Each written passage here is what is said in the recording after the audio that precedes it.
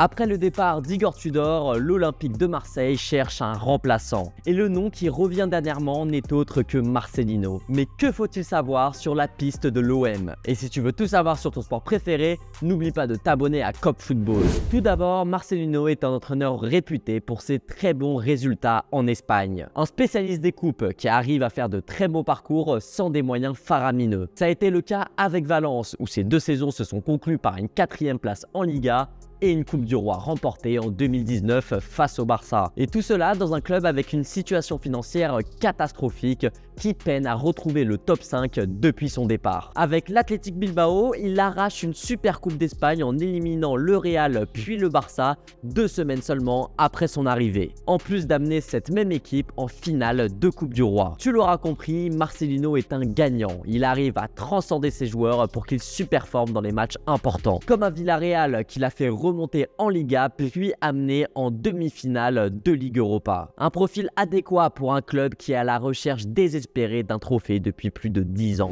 Pragmatique, Marcelino est un adepte du 4-4-2. Une approche tactique très classique qui lui permet de tirer le meilleur de ses joueurs en allant au plus simple. Avec un style de jeu assez défensif et agressif, ses 2 lignes de 4 sont très solides et son bloc est très difficile à bouger. À la récupération, il souhaite que ses équipes se projettent très vite vers l'avant en cherchant les ailiers. Son jeu direct nécessite une grosse discipline défensive et une efficacité à toute épreuve. Et s'il ne change que très peu son système de jeu, c'est parce qu'il est perfectionniste. Il préfère développer ses joueurs pour qu'ils s'adaptent à son jeu plutôt que l'inverse. Et les joueurs entraînés par l'Espagnol racontent souvent un coach obsédé par les détails.